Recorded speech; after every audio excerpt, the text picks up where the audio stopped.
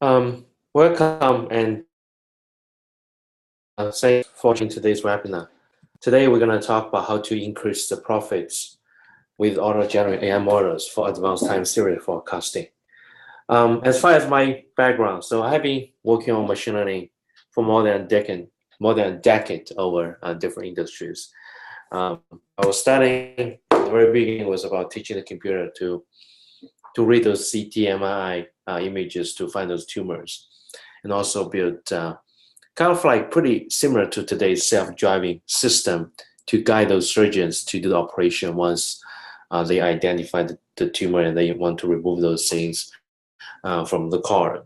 Then I spent a couple of years in Microsoft building the search engine around image, video, and advertisement. So most likely if you go there into Bing.com, you type in certain queries, most likely those are the models we generate.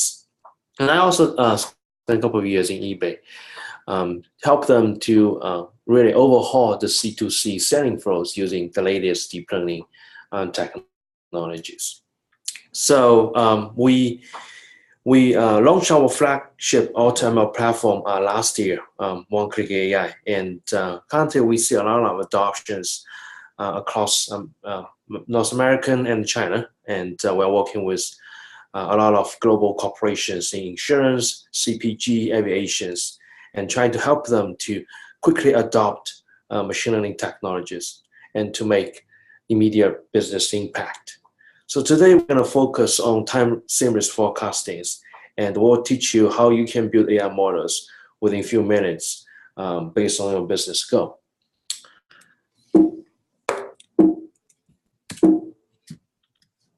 So today's our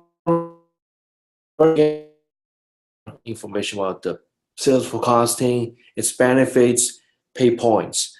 Then we're going to talk about some of the basic things around time series. Why this is still a challenging problem to solve.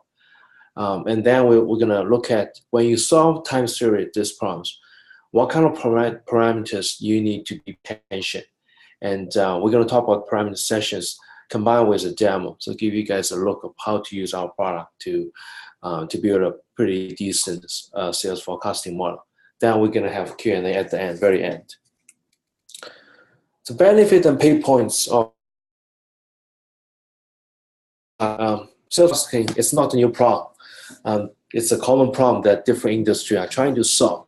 Obviously, its benefit is quite straightforward. Once you can accurately forecast your sales numbers in the futures, you can actually do a lot of things. You can better manage your productions, you can better manage your inventories and logistics. Even you can really build a new pricing models based on the, if you are airline companies and obviously those airfare, they are not stable. And those pricing will keep changing. Really depends on different factors such as weather, location, economy. And if you have all those historical transaction data about the airline airline price, then you can pretty much build a forecasting model on those pricing and dynamically adjust your pricing models accordingly. With all those benefits, still, they are quite challenging to really build a very decent sales forecasting models because of a couple of reasons. I kind of listed a few of them here. So first of all, it's a forecasting models, and nowadays people are using a lot of traditional statistics-based ones, and those models you need a lot of assumptions around the distribution of the models, the tendency, the seasonalities. But in reality, the data can have different kind of formats, different kind of complexity. The second one is nowadays we're living in the era of big data sets. That means you can really suck in different kind of data sets, and you can have promotion, you can have economic index. How can you really process those different information efficiently? It's another challenge. Imagine you are a retailer or food manufacturers. You're dealing with hundreds and thousands SKUs. And you can think of each SKU as a time series data sets.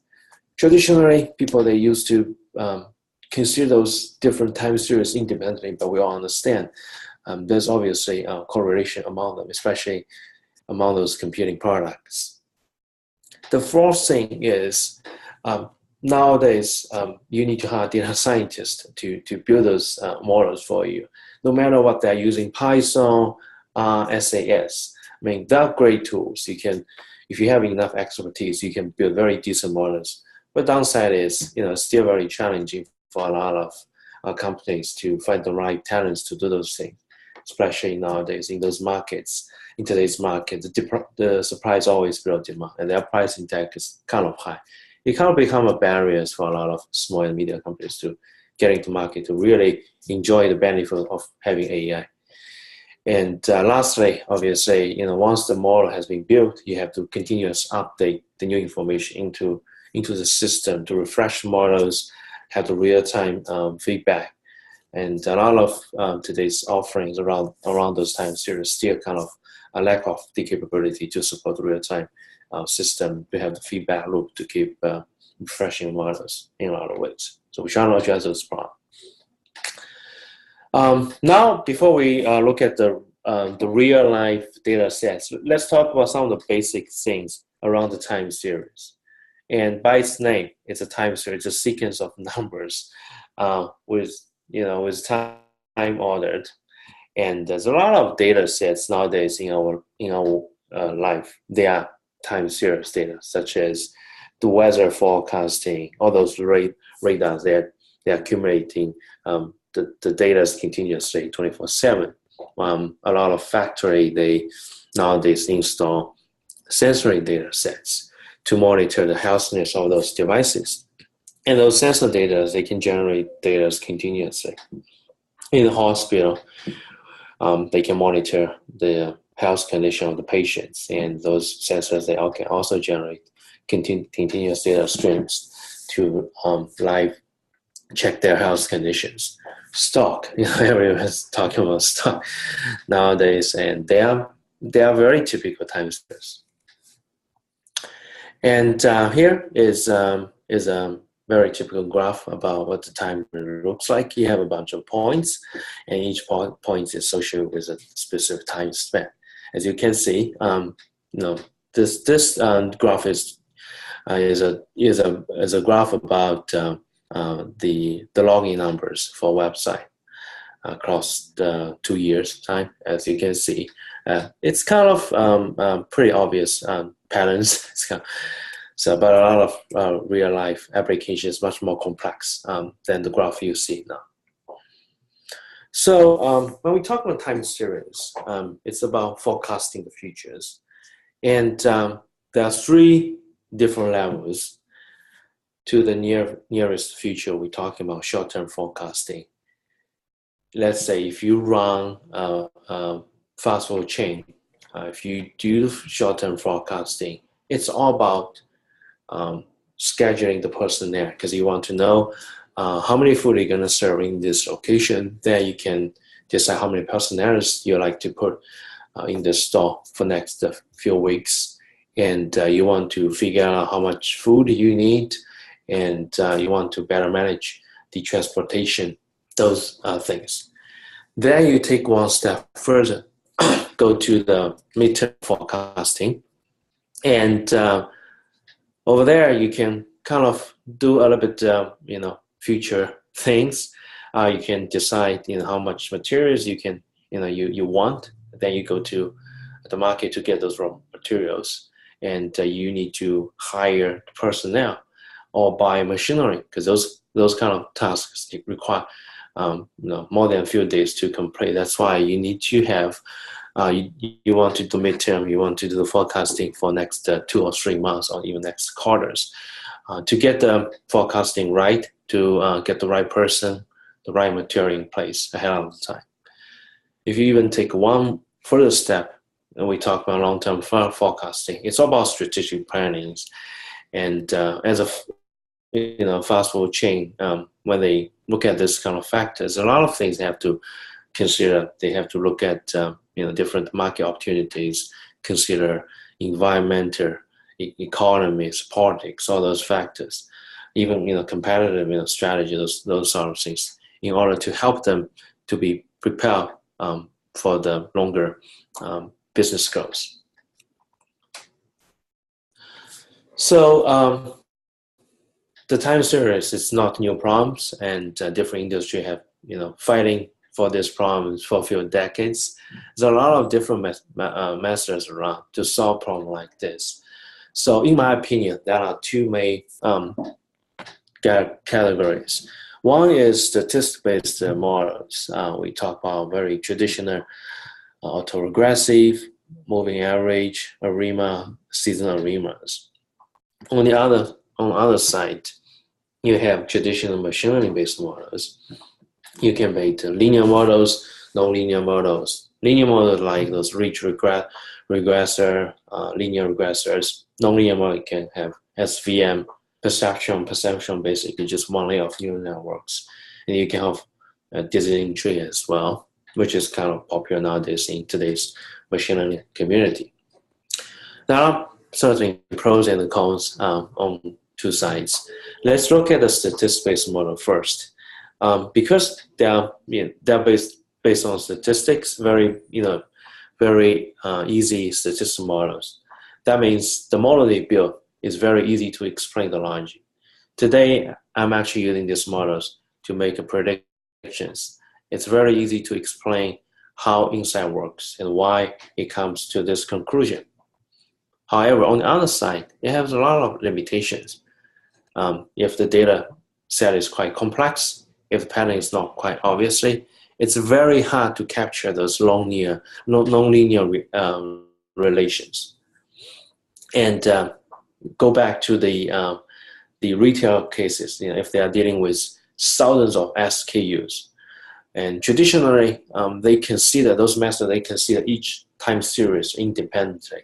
That means if you have 1,000 SKUs, literally you have to build 1,000 different linear models on top of them. And essentially, a lot of time sequence among those SKUs, they are actually correlated to each other. One example is competing products. Obviously, if you have two products out there that are competing with each other, if one product is hot sell, most likely the other one is going to suffer. If you consider those sequence independently, there's no way you can capture those internal correlation among them. Obviously, your prediction will definitely go off.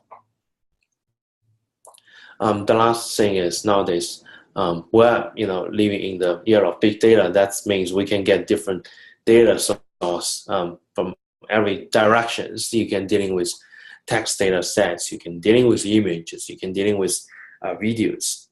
We call those things unstructured data as compared to traditionally numerical structured data sets. And nowadays in enterprises, 80% of those data sets are actually unstructured. So if you have those type of data sets and you want to leverage them in time series modeling, it's going to be very challenging to use those traditionally statistics-based models. On the other side, when we look at the machine learning-based models, they're quite easy to scale. Let's say we have 1,000 SKUs. You can build a regression models to really consider all those SKUs at the same time. But it also comes with a price. You need to do a lot of feature engineering. That's kind of the term the AI community use, feature engineering, which means you need to manually use your domain expertise to come with the right signals to prepare them, to get the numbers and feed them into models. One example is, let's say, if you look at those historical transaction data sets, right? One feature can be what is the average sales numbers for past 7 days for that specific SKUs, and what is the average traffic volume for this store at one specific time. There are lots of features like that exist, and some work, some do not work. You have to, a lot of time, it's an error, try and error process, and the data science have to keep trying different things. That means doing feature engineering takes a long time. And also, when people use those models to build time series forecasting, and there's quite a number of parameters they need to do based on different models. And you need quite expertise to do things like that. So is there any better solutions? I would say yes. Deep learning. Deep learning is the new buzzword in the AI community nowadays. Deep learning was never a new technology. The concept has been around for past 4 or 5 decades.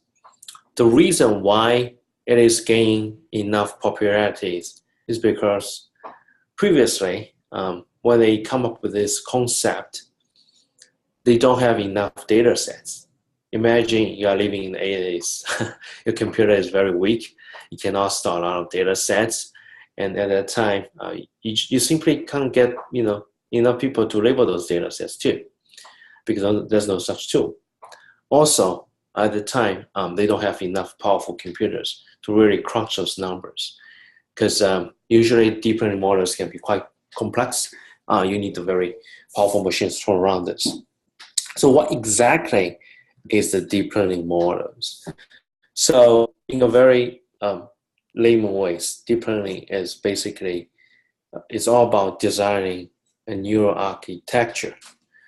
So the neural architecture and our neural network is trying to simulate how the neuron works in humans' brain. By research, there are billions of neurons in humans' brain, as you can see in this picture. And those neurons are actually talking with each other. You can see those connections among them. And each connection point is a data processing unit. One neuron processes this information. It's massive grids. Billions of neurons, they work together. But when we, as data scientists, to design those deep learning models, there's no way we can really know how those brain works explicitly. So we try to build neural network that can simulate those aspects in simpler format. You can think of neural networks just few hundreds of, maybe in a linear way or non-linear ways. And that's just much simpler form to start with. And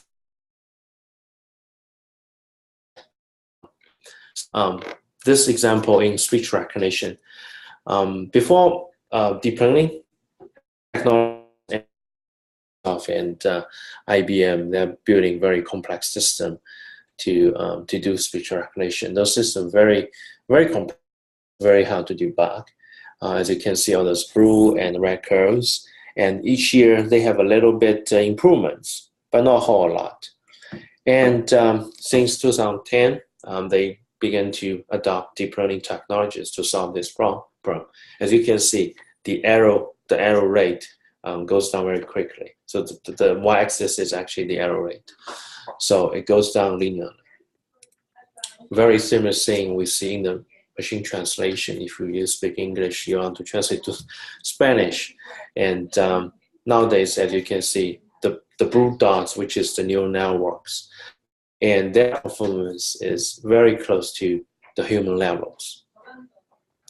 Computer vision is another good example. When we talk about image classification, you give an image, you try to figure out what type of image is it, and what kind of objects within images. So ImageNet here, I mentioned in the graph, ImageNet is kind of golden standard data sets when they try to tackle image classification problems, and it basically provides data sets for people to run different benchmarks.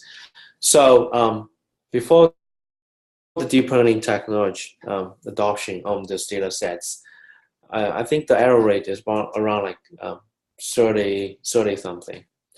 And since 2010, as you can see, every year people, they come up with better neural networks, and the error just go down dramatically. And 2005, at the ability to figure out the type of images by computer is outruns your human's ability. So as you can see, its impact is very significant. So can we really see the same thing on the time series? Can we really leverage deep learning in the same way as what we saw on speech recognition, machine translation, computer vision? Yes, that's definitely the right way to go.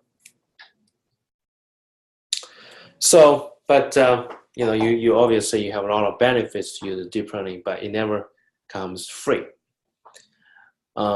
because doing modeling in deep learning space is a very challenging problem. Here's the reason why.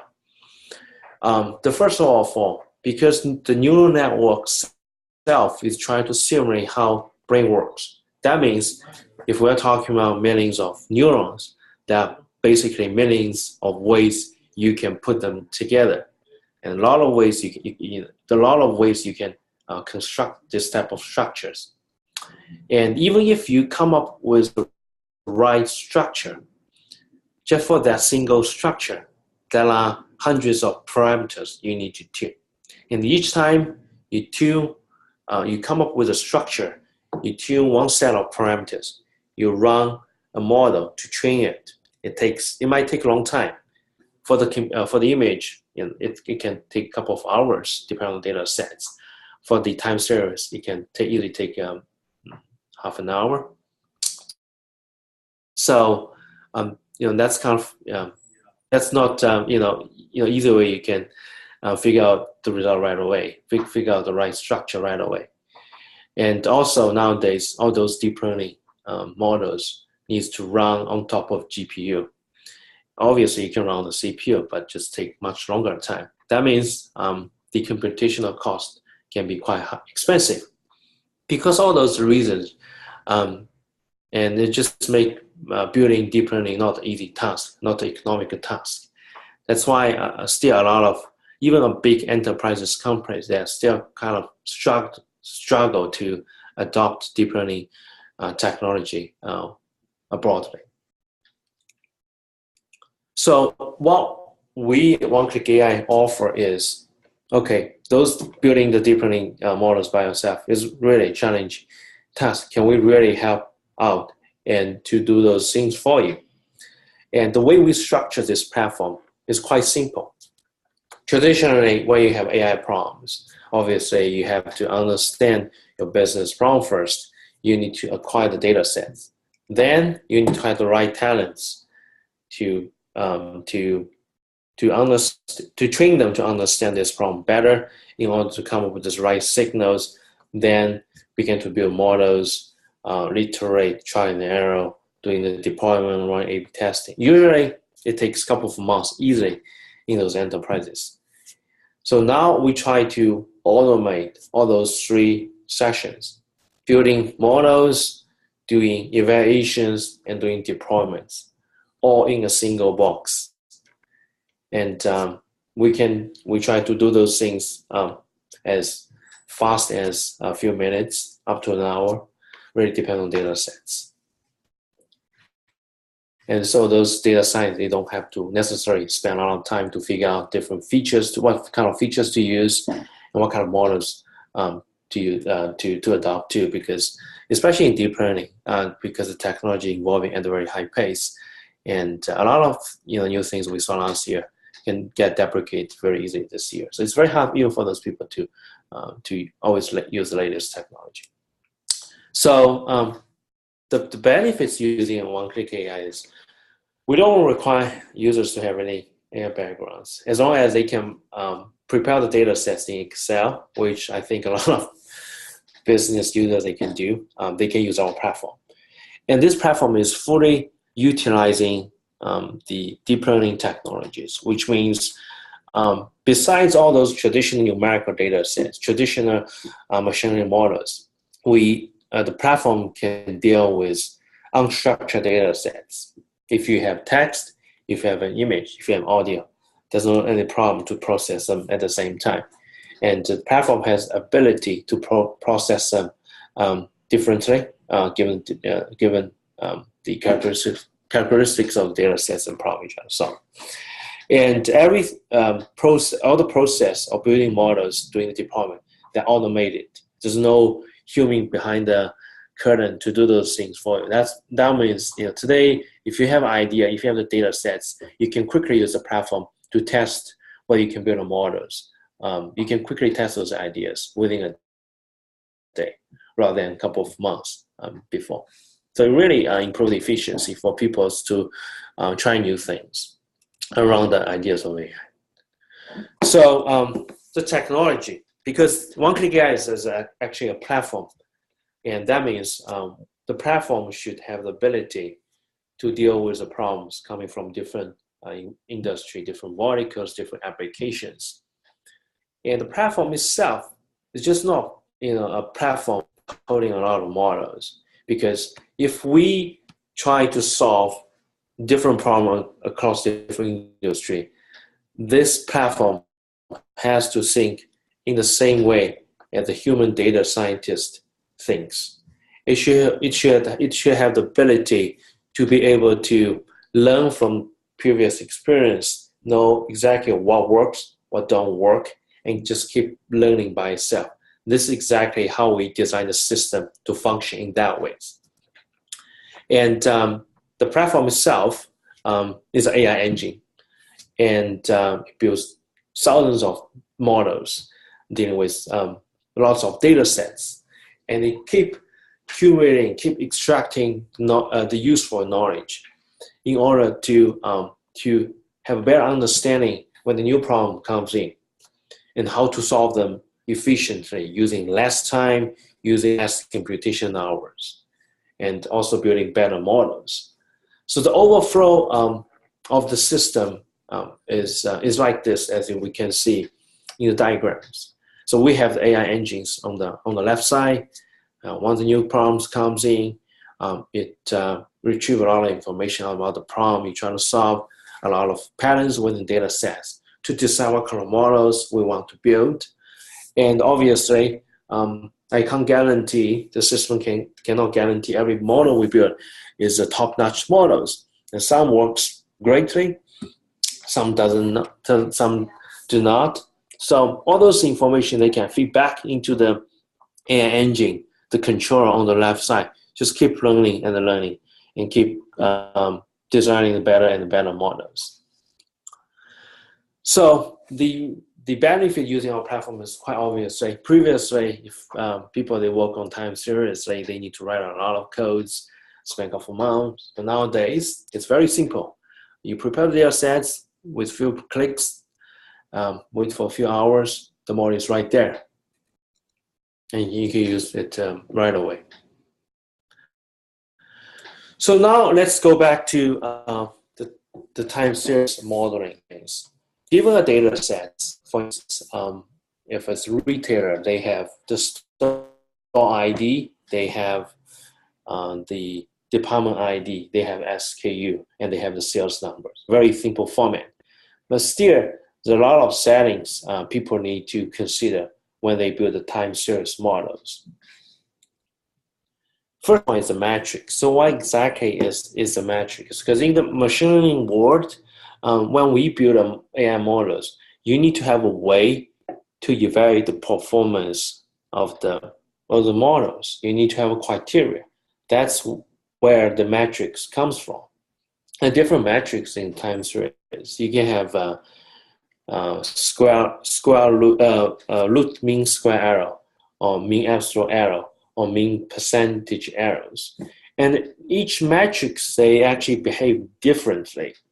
For instance, when we talking about root mean square error, usually the model the metric is quite sensitive on those large errors, which means if you want a predictions that has pretty low tolerance on the large errors, most likely you can choose root mean square errors. And also for the mean percentage errors, some people like to say, okay, what is the overall percentage accuracy, right? Things like that. So you can use this metric too, but when we talk about percentage, if the prediction value is near zero, then this percent, if you make a mistake on those close zero value, then your error can go up very quickly. Then that can completely skew your overall metrics. So you need to be really careful about choosing the right metrics to design those models. And obviously, if you choose different metrics, you will get different models. One example here is, let's say I have two tables here. One is on left, the other one is on right side. Let's look at the one on the left side first. Two columns. One is the true results. The other one is prediction values. And I actually calculate the metrics, those three metrics independently. As you can see, those results, they can change dramatically. For instance, MAP on the right side table here is 33%, but on the right side is 544%. Why is that? Because there's a true value, which is 0.01 on the right side. And if I make mistakes on that very little value, the MAP can go up dramatically and can completely skew the overall performance. And that's why people need to kind of really be careful about choosing the right metrics. So my suggestion is you go to your data sets, look at distributions to understand what exactly your business problem requires, and therefore you can choose the right metrics from there. The second one is the granularities. Go back to this retail cases. Within the data sets, you have the store ID, you have the SKU, you have the sales numbers or department, right? So go to which granularity levels you like to have the prediction results. You can say, okay, I want to have the sales prediction numbers per every store, per every department, per every SKU. That's okay. You can do that.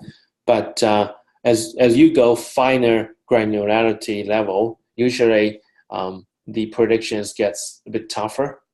Obviously, if you have a lot of data, that's never a problem. Usually, people go to finer granularity level. Usually, they don't have enough data sets. That's why the performance will suffer a little bit. So those are kind of things you need to really consider when you choose the models, what kind of settings for the models to build. And the forecast range by its name is very easy to understand. You like to decide, you would like to building models in 2 weeks, in 3 weeks, in a month.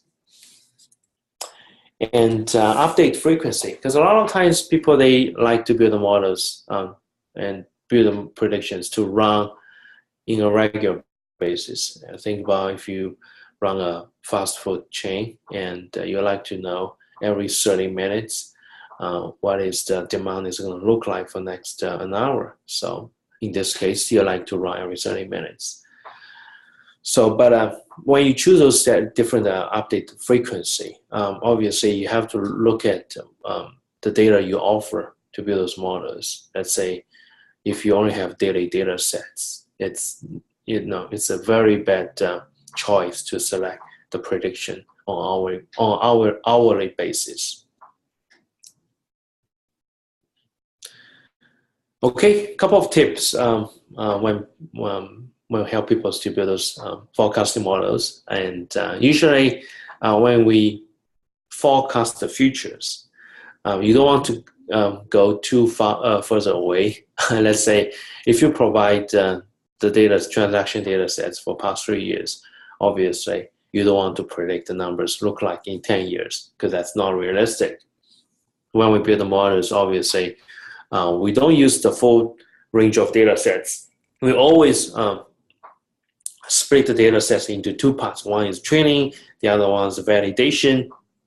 The length of the validation really depends on your settings. Let's say if you want to predict the numbers for next 3 months, usually we will prepare the validation sets in that settings. So if you training data only have 3 years, you like to predict the numbers in 10 years. So literally, there's no way we can prepare the validation sets in the right settings you like. The second one is, more data, the better. That's always the choice. I'm not saying it's, more data always helps, but usually, most likely, it's going to help. And the last one is, obviously, so when we build AI models, we tell you, or we'll give you results, the performance, the metrics numbers that we calculate on the testing data sets. But obviously, I always encourage people to reserve some of the data sets to do a blind test too. So it's kind of the tips here. So let's do a quick demo. I think that's kind of most interesting thing during the webinars is look at the demo. Let's see if I open my browsers. Chrome. Okay, you can see here. Here, let's say this is the product we actually built in OneClick.ai. As you can see, there are 3 sections. Let me switch to this window. One is on the left side is the list of projects. And the one on the middle is actually interactive windows. So we actually built a chatbot. People can talk with it. People can talk with the chatbot if you have some question about data sets or you want to draw certain diagrams. You can basically ask this question to chatbot and can generate the results for you. On the right side is the list of AI models we built.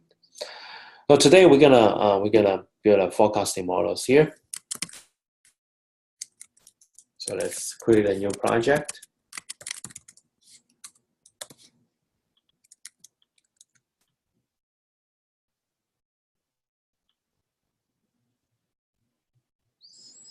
It's a little bit slow here today. So let's say I upload the data sets. So here I have the forecasting data set. It's a public data. It's a warm-up data sets.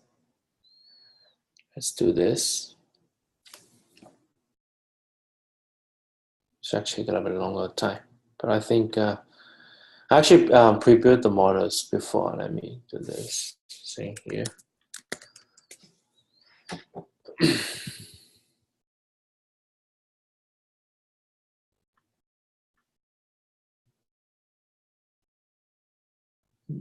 Demo here. Let's see. I actually have data sets before.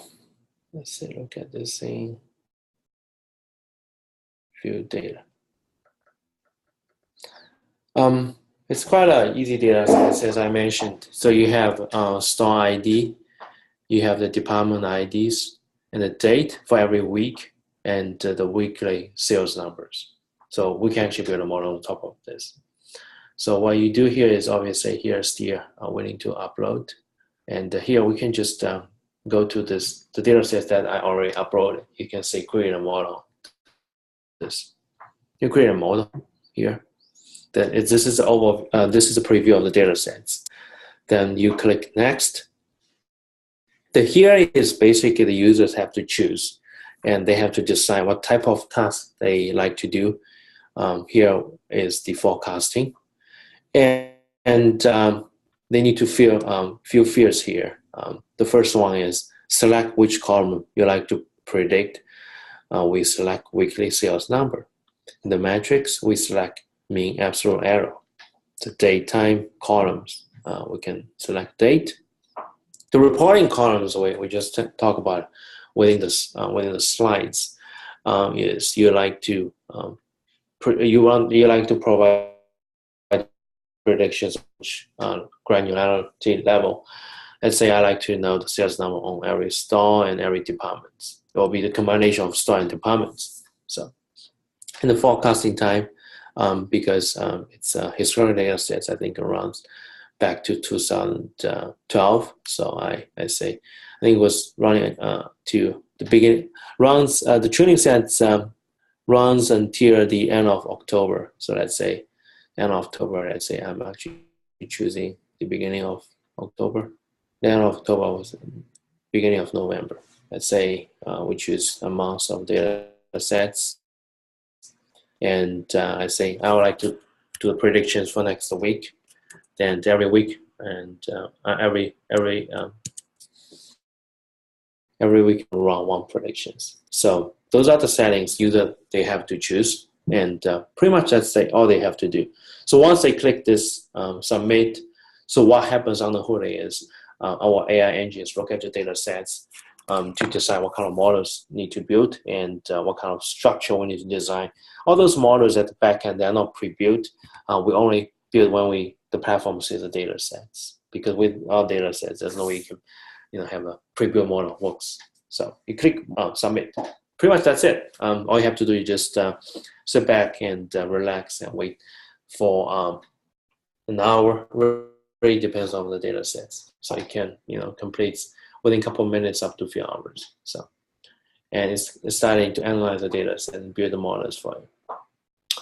So here this here is already complete set. I already complete the task here. Let's see. So let's say forecasting models here. So after we build all the models here, we're gonna go to report pages. It's actually listed all the models we build up here. It has all those settings you decide at the very beginning, and each model actually have a metric score. Here we're using MAE, and obviously the number, the smaller the better, because ideally if your prediction is perfect, this MAE value should be 0. And each model comes with latency, and usually the model gets more complex. You have better performance in terms of the metrics, but usually latency will suffer. So really it depends on the nature of your applications. Do you need to really serve the live traffic, and how much traffic you need to serve, and what is SLA? All those things you need to consider when you decide which model you like to use. And after all those modeling completes, and what we here is provide the prediction results here. As you can see, providing the results here, forecasting results. I think this is the one, and you can basically click the link here to get the results. And here, let's open up. Oh, probably is not the experiment right results I have. I think I save it here somewhere.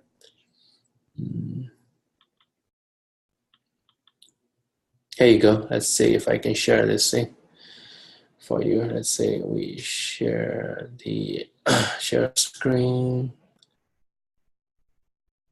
Shows the text data sets. As you can see here, this is the final prediction results, and we basically prepare the prediction scores according to your settings, given each store and each department. So once the user get this data sets, they can prepare their productions, they can prepare their transportations, inventory, stuff scheduling. And let's go back to the slides, and that's the demo here.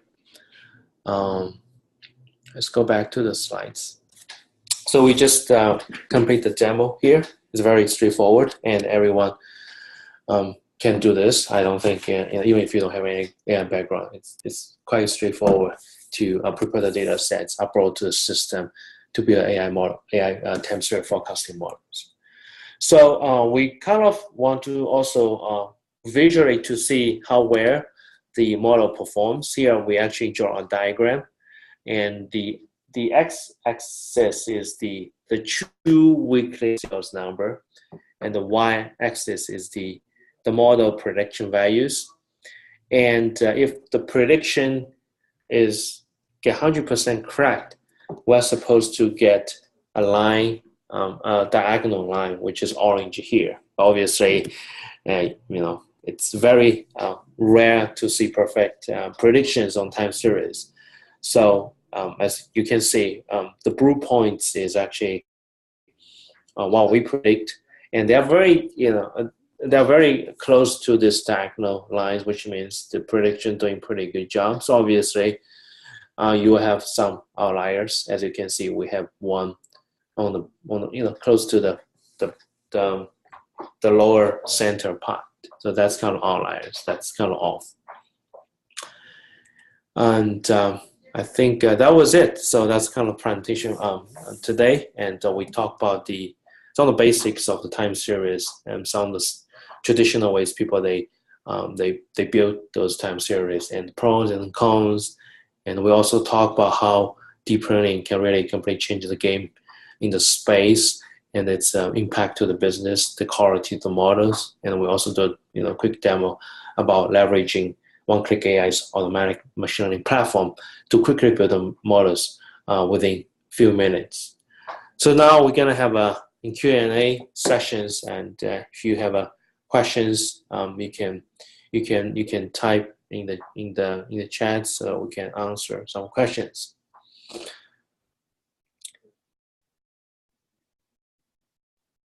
Okay, the first question they ask, so if my time series data sets contains not only numericals or contains certain promotion information, and those promotion they are actually text based, do I need to do certain preparation differently? The answer is no.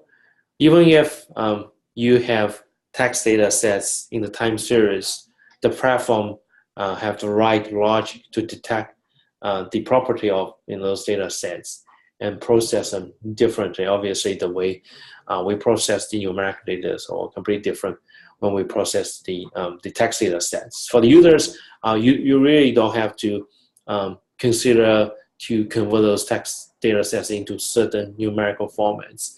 You can basically upload the data sets in its raw format and let the platform to do the jobs.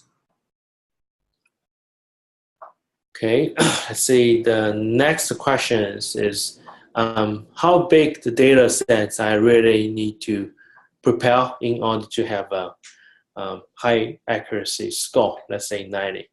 So the question, it really depends. It really depends on the complexity of the problems, because let's say if the data sets is simple enough, they have a quite obviously patterns, and usually you probably just need 100 data points. You can usually get the prediction results. And let's say people ask me, can we really predict the stocks? And that's much challenging problem. So even if you have a few years data sets, most likely you still cannot make good enough predictions. It's not because of model, just because the data formats in the stock, we don't know, what is the right information to feed in and how to find them. So that's kind of the challenging things to start with. So really, so my suggestion will be try and you prepare as much data set as you can. You dump into the system to see how it performs. If it doesn't work well, we come back and to collect more data sets. So that's kind of how it works. Okay. The next question. So the different, all those different models, are they running? If we run, do we need to run? Can we run those things on CPU or has to be GPU? Yes. So all those deep learning models usually they run quite efficiently on top of GPUs, and obviously, if you only have CPUs, so we have on-premise solutions, you can run on top of CPUs. Usually, it can be quite slow, especially the data sets you're processing is quite large. So my recommendation is yes, if you have the budget to buy a GPU machines, always to use GPU machines. And let's see. The next one is is there any other competitive products out there in the market? Yes. So obviously, the time series forecasting is not a new problem. A lot of industry they already begin to they already spend a lot of time and people to try to come up with a solution around the forecasting problems. And we see a lot of vendor softwares, a few vendor software out there too, SAP, SAS, and SPSS. And a lot of our customers, they're already using those products. But the key difference here is they steer majorly based on those statistic type of models. That means two things. If the data doesn't have obvious patterns, usually those models, they cannot capture those things accurately, and usually prediction can be quite off. The second thing is if you have a lot of additional information, promotions, geographics, demographics, all those kind of informations, and they're not numerical. So literally, you need to do a lot of works to convert them to numericals. From my OneClick.ai platform perspective, you can just dump everything to there, and the platform can do its job.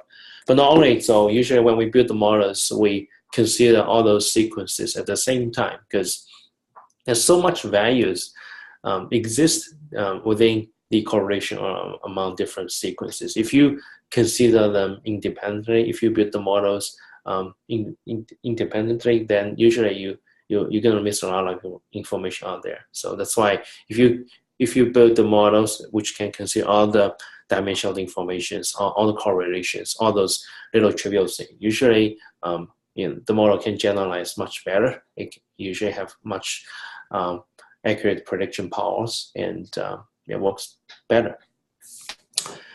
So the next ones, in the report pages, we show the prediction, the prediction, the metrics.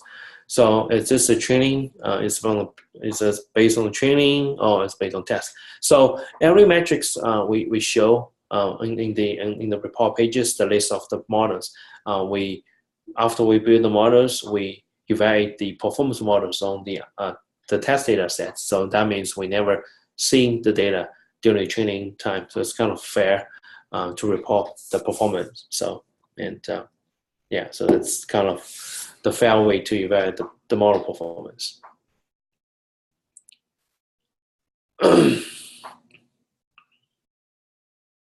Okay, I think that pretty much that's all the questions out there. So once again, thanks everyone for your time today. So and afterwards, if you have any questions, you can feel free to send us an email, us at OneClick.ai, and now you can go to our website and to sign up for the free trials. It's very easy. Just go to our website, fill up the form, and we will send you the trial account to you, and you can give it a shot and see how it works, and let us know. Thank you once again for your time today.